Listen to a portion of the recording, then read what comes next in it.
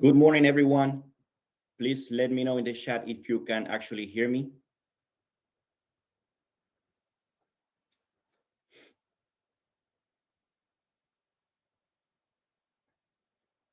Just let me know, please, first. Let's test a little bit the audio and the video.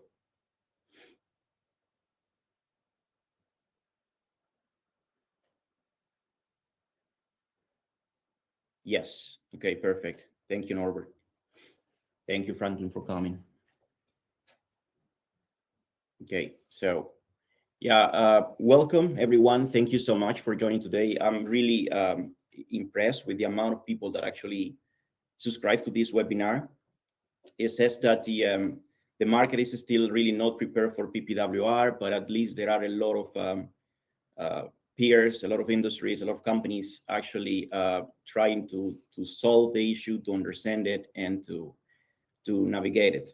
So for the ones who don't know me, I'm Adrian Reyes, CEO and founder of Emission Core. Emission Core is a SaaS and consulting company dedicated to tackle the European regulations like CBAM, life cycle assessment, product carbon footprint, PPWR, and UDR.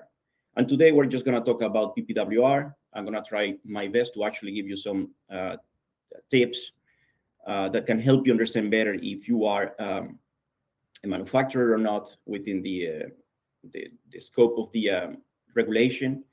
I will not explain today what PPWR is because most of the people in this webinar already knows it. It will be pretty much explaining and sharing with you some cases so you can understand what the situation is in the market right now, and for you to understand better what the manufacturer should be. Okay, so let's start sharing the presentation. Please let me know also if you can see the presentation right now on the screen.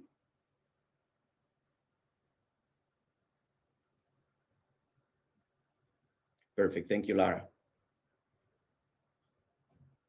Great. Okay. So, are you actually the manufacturer? That's a question of the €1,000,000, right? Manufacturer for sure, because it's critical. You need to understand that you are going to carry all the responsibilities, or at least most of them, and you need to create a DOC. You need to have the technical file ready for whenever any authority or whoever asks you. So this is why it's so important.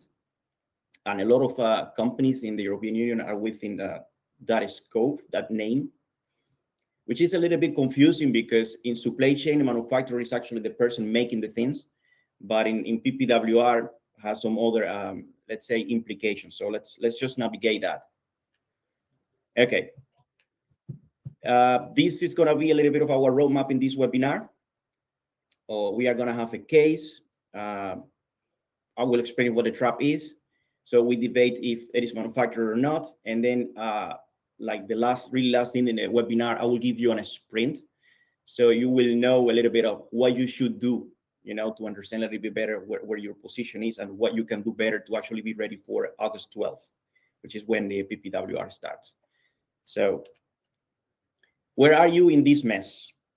Where are you in the mess of the PPWR? And for that, I have a little pool that I want to actually share with you. Please let me know if you can see the pool I think it should appear in the chat. There will be 4 options, and I just want you to tell me where are you in there. If it doesn't show in the chat, just think about it, and maybe you can put in the chat what the situation is for you right now, so I can understand better how the industry is, apart from all the users of our platform and what the customers and the meeting says about it.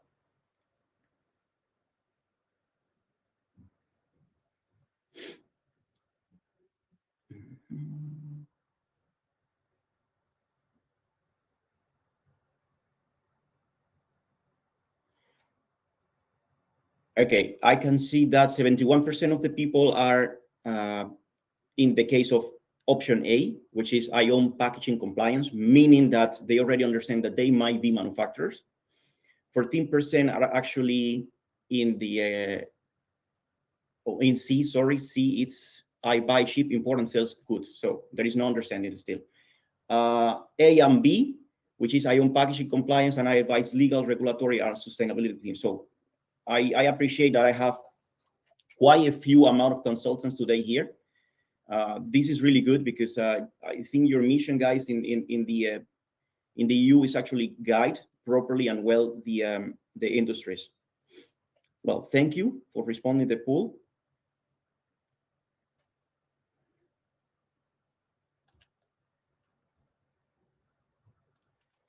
So PPWR follows the packaging, not your job title.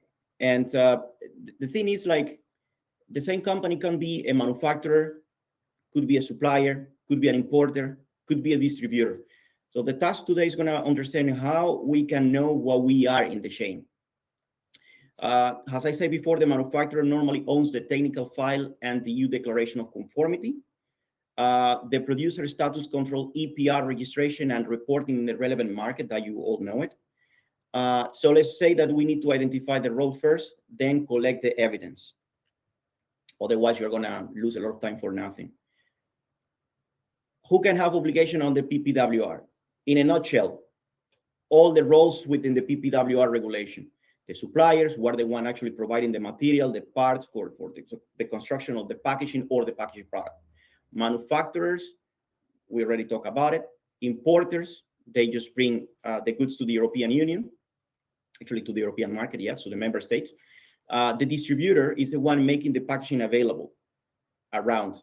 And the final distributor, which is a category within the distributor, is the one actually doing the last step in the commercial chain, right? Putting the packaging to the end customer. The producer is the one who actually needs to pay the fees in every single member state. In the Netherlands is Verpack, in Germany is Lucid, Citeo, etc., and Ecombes in Spain. Then we have the authorized representative and the fulfillment service providers, which I'm not going to touch too much today because we have some extra webinar for the rest of the road. So let's focus today on the manufacturer side. This is the golden unit, the sentence that defines mostly if you are a manufacturer or not, right? So if your name is on the packaging, then you are the manufacturer. This is a no-go. Like, that is the way it is. And this is the first question you need to ask yourself. It's my brand, my trademark, actually, there in the packaging that I'm putting in the market, then I am the manufacturer. That's a yes or yes question. Micro exceptions. If you are a tomato company somewhere in Germany, you are under 2 million euros turnover revenue per year, and you have less than 10 employees, and actually the company giving you the small boxes where you put the tomatoes that you sell to the supermarket, etc.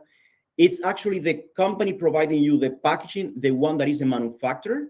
Therefore, they need to report, they need to create a DOC, they need to have the technical file ready, etc. So this is a little bit of a constraint there, a little bit of deviation of the whole regulation. And in case that you are an importer and you are a distributor, but your brand is still there, then you are not that anymore. So you started with this category within the scope, but you become a manufacturer. I want to let that clear as well. Article 21, if I remember when, this is the one in the regulation. Article 21, 21st. So no brand at all, then we're going to follow a trail, right? Who placed the order? It was me, it was another company. Then we check who the purchase order is from, the contract, the request for quotation, who set the design, the dimensions, the material, the artwork, the technical limits. This is a very tricky one because sometimes applies, sometimes it doesn't. It really depends if you can actually file the trial of who did what and when. And the last one is who places on the market. So we need to analyze PPWR based on packaging units, packaging types, and commercial route. This is really, really clear. So one role owns the declaration. Yes, the manufacturer is also the technical documentation and EU declaration of conformity. The supplier is the one providing the information. And according to Article 16 of the PPWR, the supplier is mandated to actually provide you the information. If not, you can actually flag that supplier because it's going to be, you are going to have eventually a penalty because of that supplier. So then you have the importer and the distributors that I really don't want to touch too much today. because we have more webinars for that. So even a lighter role can become the manufacturer. This is where importers and distributors get surprised. So trigger one, your name goes on it. You place packaging or packaged product on the market under your own name or trademark. And the second, you change it, you modify packaging in a way that might affect compliance. So as yourself has supply chain manager, has procurement specialist, has head of PPWR, let's say in your company or in your group, what is changed, what is rebranded, what is modified. Then the role is defined also by that. So I have the first case, and now I want to do that in a participation way, right? So you make labels and adhesive. Brands buy them and apply them to their own packaging. Your name does not appear on the final package product. And I want you to drop in the chat if you think this case is a manufacturer, an importer, a distributor. In that case, let's just focus on the manufacturer. You can tell me if they're a manufacturer or not. That's a yes or no answer, okay? So let's do it. I will read it again. You make labels and adhesive. Brands buy them and apply them to their own packaging. Your name does not appear on the final package. I got a few no's. Not the manufacturer. Perfect. Indeed, that's a supplier. So labels and adhesives is not a component, not in the finished sales pack, right? So the brand owns or fill applies in places the finished pack on the market. You still provide usable proof, composition, substances, recyclability, impact data, etc. So you actually need to give like the PFAS certificate in case you have it. You should heavy metals proof, and the rest of the of whatever the manufacturer will ask you to. Case two. The packaging producer. You make boxes and trays to customer specifications. Some carry the customer brand, some are fully plain. The customer fills them and ship the goods to the market. What are you, a manufacturer or not?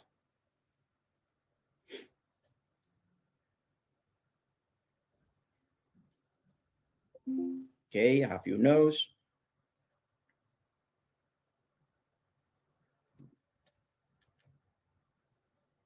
There you go.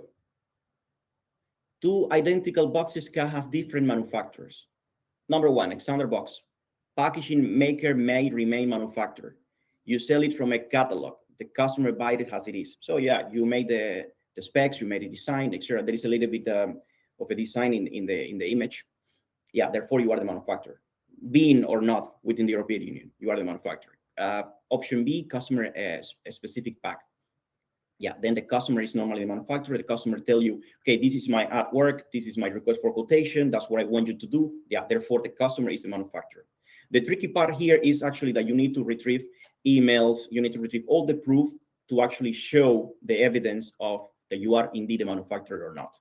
And the option C, plain custom pack, evidence decide the answer.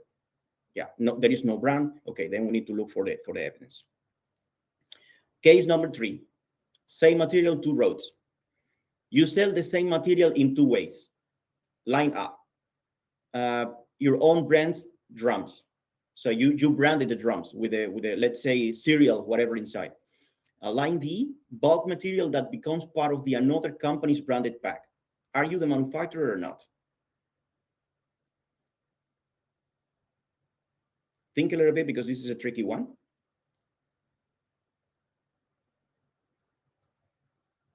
You can also say line A, I am, line B, no, yes, no.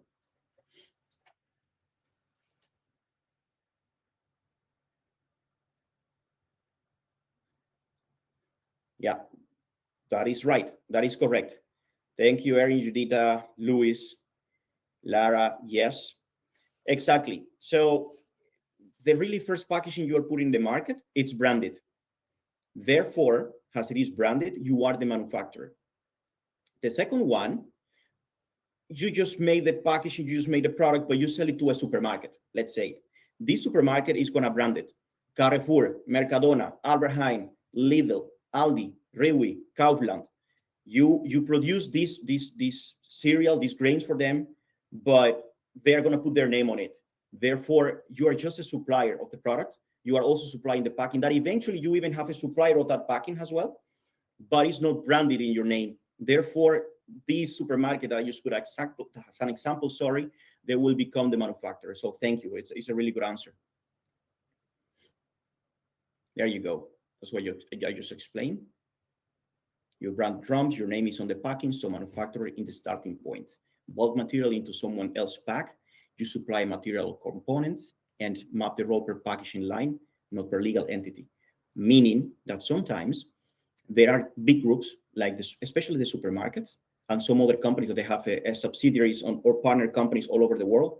Sometimes one production line will brand it, some others not. Some others are suppliers, some are distributors. So you need to really, really check what the packaging line is for or is designed for.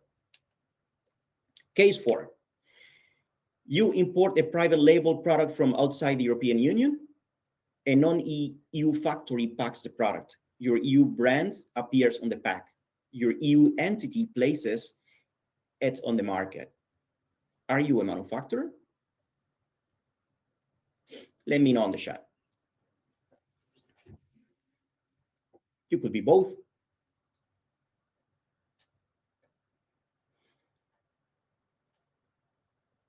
There are a lot of interesting cases in there, like a bag. You have also a drum. You have like a big container. You have also the wooden box.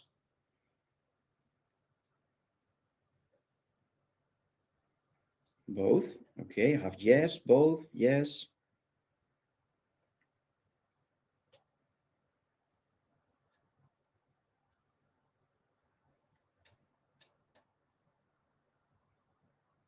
Okay, perfect. Both. Yeah, there you go. That's correct. Glad that you guys are understanding and you already know that well about the regulation. Yes, that's correct, Norbert, both. Manufacturer and importers are different tests. The same EU entity can meet both. Why? Well, number one, because your brand appears in the packing. This is like they always go, right? Your EU entity brings the packaged product into the EU and your EU entity places it on the EU market. So the result, yes, you are a manufacturer, you could be an importer as well. And you have a market entry verification, so you also need to request DOCs in cases to the original manufacturers. Yes.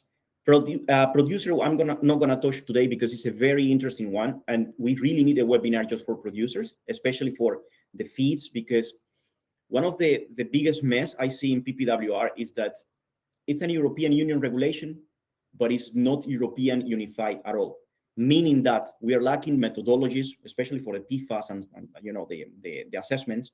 We're lacking also a EU-wide EPR registration. So instead of having every single pros and authorities per country, per member states, I believe PPWR should have just a one-time fee equal to all the member states. But I believe the Commission is working on that yet.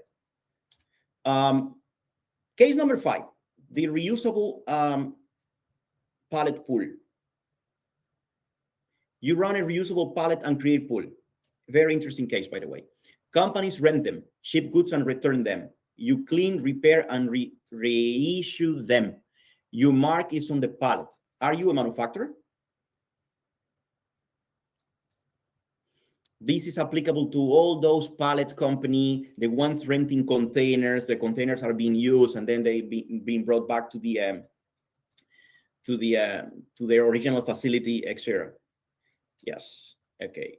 See some answers in there. Yes, you are usually the manufacturer. Your mark, of course, is in there. That was easy to understand. And your design, clean, repair, and receive them has a pool system. So you rent it, but you use it, but your mark is wherever you put it. Yes. So I prepared a little bit of a PPWR manufacturer test that you can apply to you in your own companies or in your cases, or with your own customers in case of the consultants in this webinar. Please start with this question, then document the evidence behind the answer. Is your name or trademark on it? Then you're a manufacturer. Do you decide how it should be made? Manufacturer likely, but you need to prove it. Do you add your own branding? Yes, you're a manufacturer. Do you modify it in a way that may affect compliance? Yes, you are a manufacturer then. Did you only supply materials or a component? Then you are. And I want to go back a little bit to the four. Why modifying affect that much that you are considered according to the regulation a manufacturer? Long story short, it's simple. You know that we have the minimization case and design for recyclability and these type of things. Eventually, if you modify a package that you make it bigger or smaller, that will determine also the amount of kilos of package you will place in the market. Therefore, the fee will be different. And in the end, PPWR is about making you responsible for the recyclability of this package product, right? So number 6, do you only transport or sell it unchanged? You might be importer or distributor, depending on the case.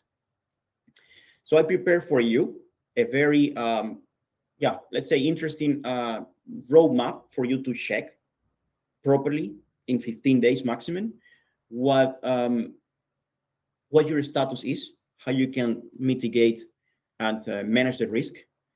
Day 1 to 3, please map your product, your packaging line, layers, the roads. What is your commercial road? Days 4 to 7, test the brand, check if it is on it or not. Specs, important modification logic, etc. Days 8 to 10, collect the proof, the artworks, the contract, the PO. A lot of companies, they already have this within the ERP. It's just that it's not organized. Days 11 to 14, please close the gap, assign owners and prepare sign-off logic. Some small companies do not have a sustainability specialist, neither a person checking that. I strongly advise you to get some consultancy for that, a consultant who can help you out, to guide you. By the way, there is no way you can actually generate a declaration of conformity without using a proper tool, because you need so many ways to map the evidence and the documents. So you need to. And my strong advice, please do not overpay for softwares or any. No, it doesn't need to be expensive. It just need to be logic for you to pay. Anyways, paying a software might be better than paying a fine of 200K, which is the case of Germany, for example. Questions, please drop it in the chat if you have any question. I also drop you my email address right there, so you can contact me anytime to ask me questions, etc. What I'm gonna do, I will do a series of webinars every single Wednesday at 11, and every single episode will be about something different, trying to follow in the logic. So today was manufacturing because it was a big deal, it's important, and because I know the market is already to be lost with that. So the second will be very important because I know I saw the almost 200 people who registered to this webinar. They are suppliers, and they say, well, I'm a supplier, I don't need to comply with anything. That's not correct. Actually, you need to prepare the set of data, you need to have everything in place to provide that, or you might be well out of the business. So yeah, what supplier must provide, what usable proof looks like, how to stop being the bottleneck, because that's what a lot of manufacturers are complaining now. So yeah, I got a question right there. What type of software or any entities which you recommend for DOC? Oh, that's a really good question. You can for sure always check our software. We have an end-to-end PPWR solution where we do a lot of machine learning and AI, etc. So we map your entities, we map your SKUs. So we create also the packaging group. I saw in Interpack there are a couple of software companies also offering solutions. But I really test just 2 or 3 of them, and I wasn't convinced. So because it's still really rigid. When you are in a small company, you have 200 to 300 SKUs. That's easy with whatever software you can do it. But if you are huge, like 50 of the companies that I have today here, I will strongly advise you to get a software. Yeah, for sure. It's too difficult to manage this and please don't even ask ChatGPT or Claude or Gemini, because you are going to end up having a very non-compliant certificate for sure. So any other question, please?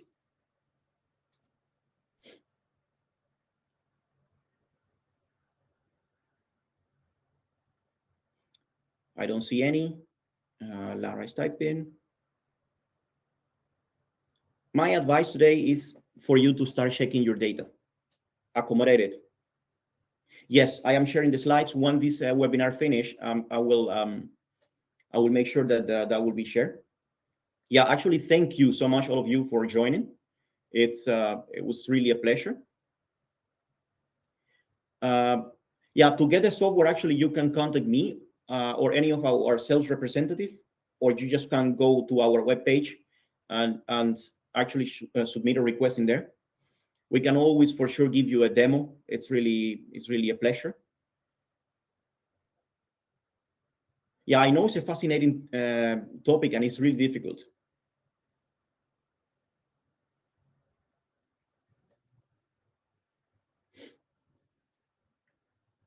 I will send you the link to the software. Anyways, the company is emissioncore.io, and then you can have in there that we have a representative here in Central Europe. We also have representative in Spain and Portugal. So you can also contact. By the way, if anybody needs explanations in any, at least I can do it in several languages, which I can try. Spanish is my mother language, and then I can do also Dutch.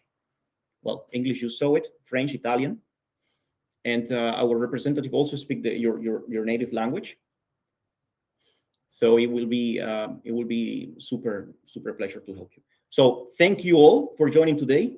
It was a tremendous pleasure to have you, and looking forward to getting in contact with you. Bye, and to the next episode.